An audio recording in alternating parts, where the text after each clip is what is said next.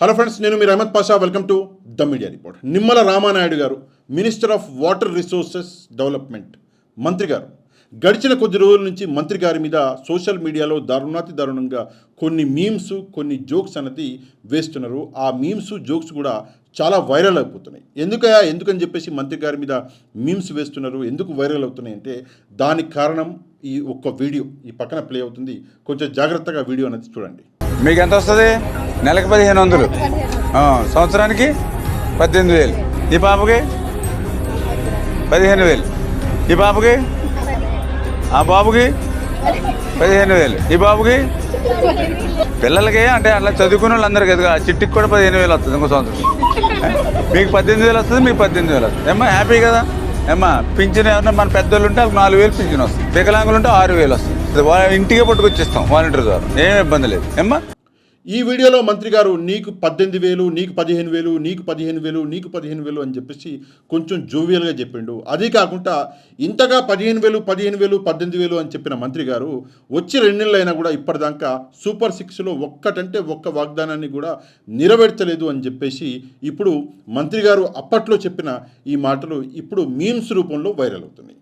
అదే కాకుండా ఇంకొక వీడియో ఉంది. ఆ వీడియోలో వాలంటీర్లు మాతో కలిసి పనిచేయాలి, వాలంటీర్ల జీతం అన్నది మేము డబల్ చేస్తాము, ఏ పార్టీకి కొమ్ము గాయొద్దు అని చెప్పేసి చెప్పిన మాటలు కూడా ఉన్నాయి. పక్కన వీడియో ప్లే అవుతుంది, కొంచెం జాగ్రత్తగా చూడండి. వాలంటీర్ దూరం వెళ్ళిపోతున్నారు. పొద్దున మన ప్రభుత్వంలో ఆనందంగా ఇంకా సంతోషంగా తిరగాలి. మాకు వాలంటీర్ నువ్వేం దూరం వెళ్ళకల్లా ఏమ్మా, అందరూ ప్రజలకు చేయండి. ఏవకల్లా పార్టీ కాదు అది. నేను ఇప్పుడు ఇందాక అదే చెప్పా.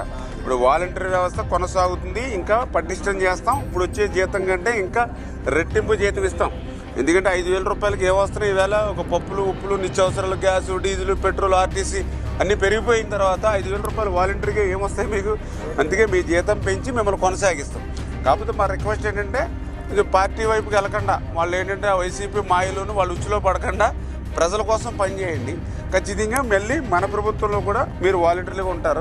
జీతం పెంచిన తర్వాత నువ్వే మళ్ళీ అన్నయ్య ఇదిగో మా జీతం పెరిగింది నీ ప్రభుత్వాలు అని చెప్పి నాకే మళ్ళీ స్వీట్ పట్టుకొచ్చి, లేదా ఏదైనా గేదె అంటే జున్ను ఏదో వండి పట్టుకొచ్చి నాకు పెడతావు. ఓకేనా? ఓకే. ఈ వీడియోలో మంత్రి గారు వాలంటీర్లు ప్రజల కోసం పనిచేయాలి, జీతం అన్నది డబుల్ చేస్తామని చెప్పేసి వాగ్దానాలు చెప్పి ఈరోజు అసలు వాలంటీర్లకి వెన్నుపోటు పొడిచి వాలంటరీ వ్యవస్థనే లేకుండా చేస్తున్నారు. వాలంటరీ వ్యవస్థ అన్నది ఉంటే ఏదో ఒక రోజు ఈ కూటమి ప్రభుత్వానికి అది గడ్డు కాలము తీసుకొస్తుంది అని చెప్పేసి నమ్మి వాలంటరీ వ్యవస్థనే లేకుండా మొత్తానికి నాశనం చేశారు. ఇక్కడ మంత్రి గారు చెప్పే మాటలు ఏంటి అంటే వాలంటరీ వ్యవస్థను ఉంచుతాము, జీతం డబల్ చేస్తాము. ఇక్కడ చూసుకుంటే గ్రౌండ్లో వాలంటీర్ని లేకుండా చేస్తున్నారు. అసలు మంత్లీ పెన్షన్లు వాలంటీర్లతోటి ఇప్పించాలి, కానీ వాలంటీర్లతోటి మంత్లీ పెన్షన్ అనేది ఇప్పిస్తారు. ఈ 2 విషయాల్లో కూడా మంత్రి గారు చెప్పిన మాట ఒకటి, అక్కడ యాక్చువల్గా జరిగిన మాట ఒకటి. కాబట్టి ఆయన మీమ్స్ అనేవి దారుణంగా వైరల్ అవుతున్నాయి. సరే, మీమ్స్ అనేవి వైరల్ అయినాయి. ఇప్పుడు మంత్రి గారు ఒక ప్రెస్ కాన్ఫరెన్స్ పెట్టి జగన్మోహన్ రెడ్డి గారి గురించి కొన్ని మాటలు చెప్పిండు. నిజంగా ఆ మాటలు విన్నాక నాకైతే నవ్వు వస్తున్నది.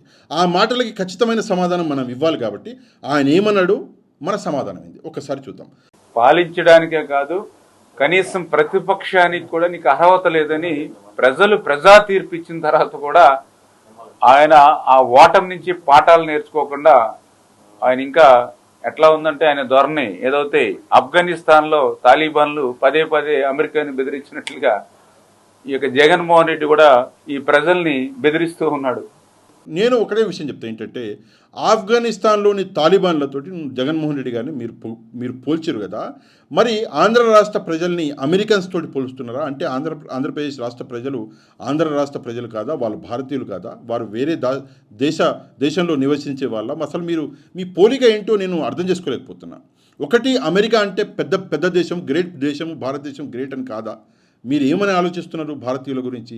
ఎందుకని చెప్పేసి భారతీయులను వేరే దేశం వాళ్ళతో పోలుస్తున్నారు? అది మీరు సమాధానం చెప్పాలి. ఈరోజు ప్రజలు తిరస్కరించారు. ఎందుకంటే ఈవేళ జగన్మోహన్ రెడ్డి వాళ్ళ నాయకులు, కార్యకర్తలు చెప్తూ ఉంటారు పదే ఏది సింహం సింగిల్ అని. అంటే సింహం అంటే వాళ్ళు అంటే ఒక క్రూరమొగం అని వాళ్ళే చెప్పినటువంటి పరిస్థితి. ఇంకా ఆయన పక్కన ఉన్నాడు ఎవరైతే సజ్జల, ఆయన అధికారంలో ఉన్నంతసేపు కూడా మరి ఇవాళ 11 సీట్లు రావడానికి ఆయన కూడా కారకుడని మేం చెప్పట్లేదు. ఈరోజు సాక్షాత్తు వాళ్ళ పార్టీకి సంబంధించిన నాయకులే చెప్తూ ఉన్నారు ఆయన ఒక విషసర్పం అని. అంటే ఇద్దరు కూడా క్రూరమొగాలే అని చెప్పి మేం కాదు, ప్రజలు గుర్తించి వాళ్ళకి తగిన రీతిలో బుద్ధి చెప్పినప్పటికీ కూడా మరి ఈరోజు నాకు ప్రతిపక్ష హోదా ఇవ్వండి అని చెప్పి కోర్టుకు వెళ్తాడు. నాకు ముఖ్యమంత్రి లాగా సమానంగా నాకు కూడా సెక్యూరిటీ ఇవ్వండి అని చెప్పి ఆయన కోర్టుకు వెళ్ళడం ఇవన్నీ చూస్తూ ఉంటే అంటే ప్రజలు ఏదైతే తీర్పు ఇచ్చారో అటువంటి ప్రజా తీర్పును కూడా ఆయన క్వశ్చన్ చేసేటువంటి విధంగా, ప్రజాస్వామ్యాన్ని ఆయన క్వశ్చన్ చేసేటువంటి విధంగా ఆయన నడవడిక ఉన్నటువంటి పరిస్థితి కనిపిస్తూ ఉంది. నాకు ప్రతిపక్ష హోదా కావాలి అని కోర్టుకు వెళ్తున్నాడు, నాకు సీఎంకి సమానంగా సెక్యూరిటీ కావాలని కోర్టుకు వెళ్తున్నాడు అని చెప్పేసి ఇక్కడ నిమ్మల రామనాయుడు గారు ఒక విమర్శ అనేది చేశారు. నేను ఆయనకి ఒకటే సమాధానం చెప్తాను, ఏంటంటే జగన్మోహన్ రెడ్డి గారు సింహము, ఆ విషయంలో ఎట్లాంటి సందేహం లేదు. ఇక మీరు సింహం క్రూర మృగము అది ఇది అని చెప్పేసి ఏమనుకున్నా కూడా సింహం అన్నది అడవికి రాజు. ఆ విషయం సరే మీకు అర్థం కాదు, నేను చెప్పినా కూడా వేస్ట్. ఇక మీరు సజ్జల గారిని విష సర్పము అది ఇది అన్నారు. అది కాకుండా కోర్టుకు వెళ్ళి నాకు అపోజిషన్ లీడర్ పదవి కావాలంటున్నారు కదా, అది కోర్టుకు ఎందుకు వెళ్ళిండు జగన్మోహన్ రెడ్డి గారు అంటే ఆయనకు పదవి కావాలని కాదు. ఆయన వెళ్ళింది అది జగన్మోహన్ రెడ్డి గారి యొక్క హక్కు. ఏంది అపోజిషన్ లీడర్ ఎందుకు అంటే ఉన్నదే ఆంధ్రప్రదేశ్లో 4 పార్టీలు, ఒకటి టీడీపీ, 2 జనసేన, 3వది బీజేపీ, 4వది వైసీపీ. ఈ 4 పార్టీలలో 3 పార్టీలు వచ్చేసి ప్రభుత్వాన్ని నడుపుతున్నప్పుడు 4వ పార్టీనే కదా అపోజిషన్ పార్టీ. అందులో ఏమైనా సందేహం ఉందా? లేదు. వైసీపీ కాకుండా వేరే ఏదైనా పార్టీ ఎమ్మెల్యేలు ఉన్నారా ఆంధ్రప్రదేశ్ రాష్ట్రంలో? లేరు కదా. లేనప్పుడు ఎవరికి ఇవ్వాలి? వైసీపీకి కాకపోతే ఎవరికి ఇవ్వాలి అపోజిషన్ పదవి అన్నది?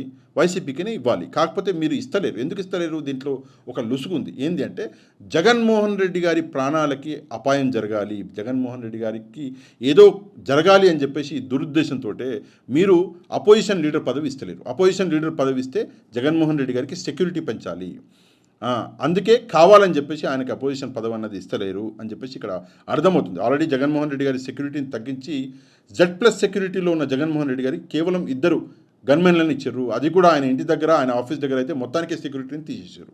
ఇందులో ఒక పెద్ద కుట్ర అనేది ఉన్నది. అది కాకుండా నాకు సెక్యూరిటీ కావాలని కోర్టుకు వెళ్ళారు. అవును, 100% సెక్యూరిటీ కావాలి. ఎందుకు కావద్దు? జగన్మోహన్ రెడ్డి గారే ప్రస్తుతం ఆంధ్రప్రదేశ్లో మోస్ట్ టార్గెటెడ్ లీడర్. అట్లాంటప్పుడు ఆయనకు కాకుండా సెక్యూరిటీ ఇంకెవరికి కావాలి?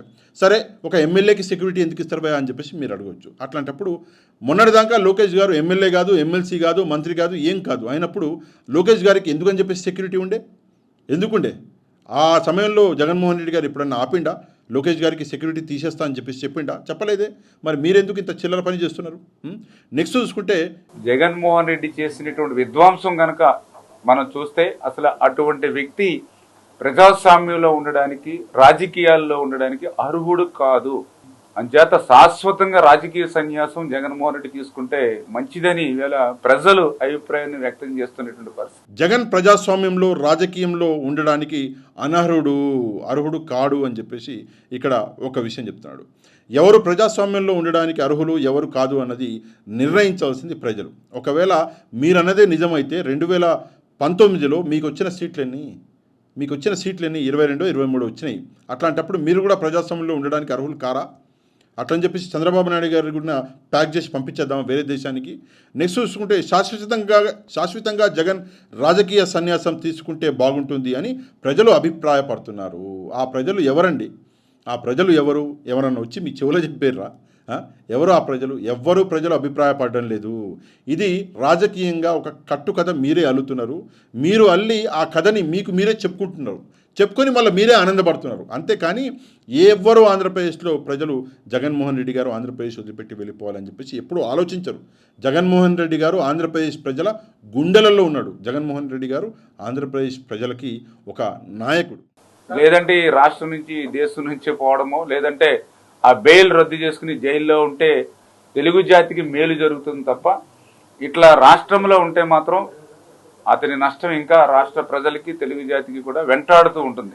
రాష్ట్రం నుంచి వేరే దేశానికి వెళ్ళడమో, లేకపోతే బెయిల్ రద్దు చేసుకుని జైలుకు వెళ్ళడమో అది జగన్మోహన్ రెడ్డి గారు చూసుకుంటాడు. కానీ ఒక విషయం ఏంటంటే ఏదో ఒకరోజు మీరందరూ రాష్ట్రం వదిలిపెట్టి వెళ్ళవలసిన పరిస్థితి అన్నది జగన్మోహన్ రెడ్డి తీసుకొస్తాడు. మీకు తెలియదు జగన్మోహన్ రెడ్డి గారి గురించి ఆయన ఎట్లాంటి వ్యక్తి.